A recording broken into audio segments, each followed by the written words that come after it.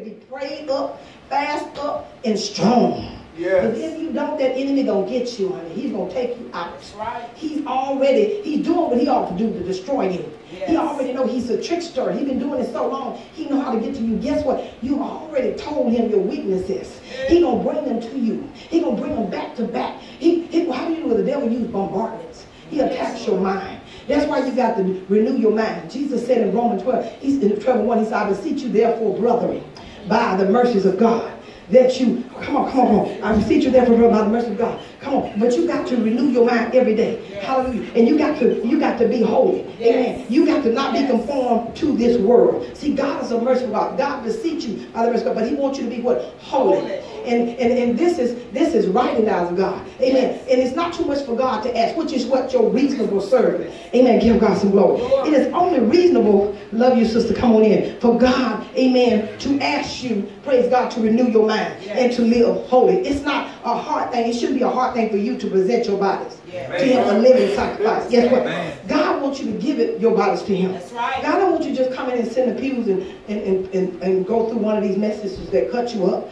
Come on, give God some glory. Love you, sister. Love you. He doesn't want you to come in and just listen to a message, cut you up, but he wants you to live what you hear. He said the word of God is quick and powerful and sharper than any two-edged sword. Give God some glory. Sure, it will cut you up. It will motivate you to peel off that old you, to peel off your sinful ways, to peel off the wrongdoings, and to put on Christ. If you don't get something that'll unction your soul to get better, you'll never get better. Hallelujah, give God some glory. But God wants you to give him your body. He said, present your bodies to him a living sacrifice. You see, soldiers are in warfare. And God doesn't want you to give your body to him when you're dead. As long as I'm young, I don't want to give this up. No, God said, I call the young men because they're strong. I call the old men because they're wise. Give God some glory. God wants wise older men. He wants strong younger men. And guess what? God said, let the older men and the older women teach the younger. And that's when you got to get some listening on. You see, a lot of people disrespect us older people. You don't want to listen. You think you know more than us, but you won't. You never will. The Bible said we are called because we are wise. Hallelujah. Been through a lot of things. Know a lot of things. Know God's word. Come on, give God some glory. So don't think because you're stronger than me that you are wiser than me. No. Don't think because you're stronger than us that you don't need us. Yes, you do. Because if the young folks didn't have the older folks, the world probably done been blown. Amen. Somebody better give God some glory.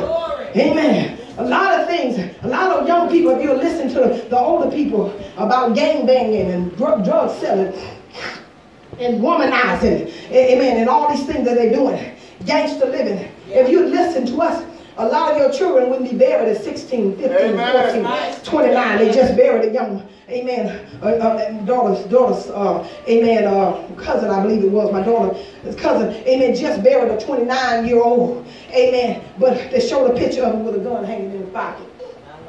Come on, give God some glory.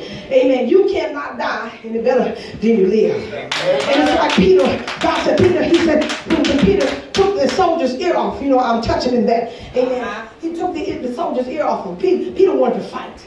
But Jesus, he wasn't taken. He gave his life. Amen. He could have commanded angels at any point and told them to come down and destroy the whole world, not just them. Hallelujah. But he came down to give his life for you and I, that we will have a right to the tree of life. He gave it. And he didn't need Peter to come to his warfare and fighting for him. He didn't need him to get violent. But he took the ear of the soldiers off, because the Peter, that was love. But God said, love your enemy. Turn the other cheek. Come on, give God some glory. He didn't tell you to get weapon for weapon. He didn't tell you to do evil for evil and tit for tat. Somebody better bless God. But he said, forgive your enemy and love your enemy. You don't fight like they fight. You don't act like them. You, praise God, you are humble. You come in them in a godly manner. But Peter took the ear of the soldier off after Jesus been in the garden of Gethsemane praying to his Father for the strength and that he would take the cup from him. Guess what? A lot of people, when you go through trials, don't think that well, I'm not saved, because sometimes you get weak. We all have gotten weak when we needed the Father. We all have gotten weak when we've been on our belly before him, crying out to him and saying, Lord, I need your strength. God, I need your help. And I can't go another day, God, unless you do something. Someone almost said, God, I'm so weak I can't get up off my knees, God. Oh, Lord, I need you. Oh, my God, if I'm going to go another day and take another step, God, I got to have you help me. Somebody bless God. But they said Jesus went, hallelujah, the guy in the Gethsemane. He went up away and he asked him, said, can't you just pray with me for a little while? I came back, they were asleep. Somebody give God some glory. But Jesus knew what to do when trouble came. When trouble comes, as a warrior, as a soldier, you got to pray more than you ever have prayed in your whole life. You can't get your guns and your bones out and go fighting on the warfare with these demons out there because they expect you to do it. They love you to get a gun. Somebody give God some glory. But Jesus said, with loving kindness have I drawn thee. Jesus was in battle. Jesus was in warfare. Jesus was forsaken. Jesus was betrayed. Jesus was wounded. Jesus was whipped. Jesus was hurt. The saints scattered and they betrayed him and they act like they were with him. The saints scattered. He went through all of this where he had to go up to the mountain and say, Father, he said, look, take this cup from me. I know I came to die. I know it, but how do you know sometimes the pain gets so hard? The suffering gets so hard. You go through so much until you wish you could just be out of it now. And say, well, Lord, I can't go through this process, Lord. I wish you would just change your mind. And don't put this on me, Lord. You say you won't. A lot of people say, God said he won't put no more on you. No, I didn't read that anywhere in the Bible. Somebody get, no, people said that. Somebody give God some glory. But what he let you know is, I will help you. He said, many will be the trouble of the righteous, but I deliver you out of all of them. He said, he's a strong tower. Come on, run into the wings of protection. Jesus will protect you. Come on, somebody. He's that temple you can go for help and for shelter when you need him. He's that comforter. He can comfort you when no man else can reach your mind. He can make your crazy mind come into suggestion of his word. He can make you rise up and fight back when you think you have no fight in you. Somebody better say yeah. But you need to pray as a soldier. If you want to stay, you have to talk to God and not all these other folks out there. Somebody say yeah. God said, don't take the counsel of the ungodly. And a lot of us, we in the army of the Lord, and until going to your pastors or your leaders, you running out there to Facebook, and you running out there to folks you know not even saved, and you telling them all your business, and you wonder why the world know it. Can you bless God? The world gonna tell you you're gonna get a gun bigger than his. The world gonna say your husband calling you, call back. The world gonna say if he calling you, kill him. The world gonna say if they steal from you, go steal it back. An eye for an eye, tooth for tooth. No. God didn't mean that. Come on, give God some glory. If so, he wouldn't have said turn the other cheek. He wouldn't have said love your enemy as you love yourself. He said do good for those that do you evils, like a heaping of coals of fire on their heads. How do you hurt an enemy? Not even trying to just be good to him. How do you hurt those that hate you? Be good to them and love them. And I don't need deceitful love, I mean real love. Amen. Give God some glory. And you love them so much you'll take the coat off your back and put it on theirs if they were cold and you had another. Yes. You love them so much that you'll take the steak off of your plate because you already had too much meat this week and you would give it to them and you eat the noodles.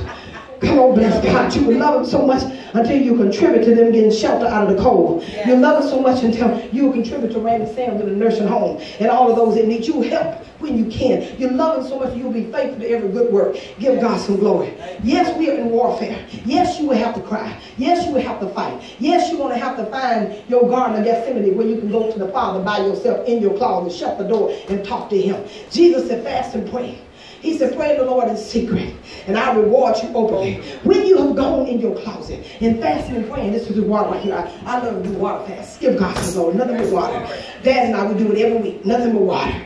48 hours, 28 hours, 36 hours. Give God some glory. This will keep you stronger than the devil. This will keep you from falling. This will discipline that flesh. This will discipline you. This will bring healing. Your heaven return you speedily. This will keep you from letting the enemy be stronger than you, from winning your soul. Give God some glory to keep you from listening to the devil. How many of y'all really love Jesus? But he said, when you go in the closet and you have shut the door, he said, pray to me in secret and I will reward you openly. And then he said in Mark 9:29, this kind cometh through except but by fasting and praying. You see, some of us, amen, don't want to fast and pray when we're going through. But when you're at your weakest moment, you need to fast. When the devil's coming at you in every direction, you need to fast. When there are losses and sickness, you need to fast. When the mouth won't shut up, you need to fast. When your mouth want to get loose, you need to fast. Because that fasting will tame that mouth. It'll make you shut up. God telling you to shut up. I know he told me to shut up. Somebody better give God some glory. Now, when you serve a God, the Holy Ghost will tell you to shut up. Come on, bless God. You know you need to shut up. Amen. Because you don't need to fight for you. You don't need to say anything to make it right. God don't even want you to defend yourself sometimes. There's a time and season for all things. God said, I'll fight your battle. Then in his mind, I'll repay, said the Lord. God will fight for you. God will defend you. If you are a God soldier, guess what? Uncle Sam or whoever your colonel or whoever it is, or whoever your an authority figure, he's supposed to be able to be the last man that leaves the war zone. Yes. He's going to cover your back. He's going to make sure all his men are safe. Or he's going to stay there and die with the army. Or die with his team. Give God some glory. Amen. He doesn't just jump off and run and leave his soldiers. He stay there and fight if he got to die with them or for them. Somebody better bless the Lord. Or praise God, he'll look like a bad leader. You see, your good leaders that God gives you, shepherds after God's own heart, they'll stay there and fight through the better, the worse, sickness or health, rich or poor. Come on, give God some glory. No matter what the devil throw at you, even when you backslide, they'll love you when you get back like you never left. Even when you talk about them, treat them like they were dirt under your shoe, they'll love you like you never said a word. Can you give God some glory? And if you call them, they'll pick you up out of the mud hole, the gutter, and try to save your life like you never did anything to try to destroy them. That's what the love of God does. It sticks all the time. It's faithful all the time. He's there all the time. We are in warfare. We are in a world now where people are rejecting God. The love of many has waxed cold. And because they don't love God, they do not love us. Because they don't love God, they'll do anything to you. They'll do anything to us. Will you give God some glory of it? How many of y'all really love the Lord? How many of y'all really love the Lord? I love him with all my heart. Thank God for loving me. I know I'm in warfare. Amen. But guess what? When you're in warfare, don't fight each other. Yes. Look, soldiers in the army of the Lord didn't supposed to be your enemy.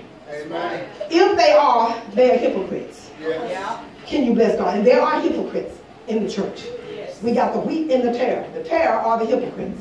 Yes. Come on, give God some glory. And when Jesus comes back, those tares will be separated from the wheat.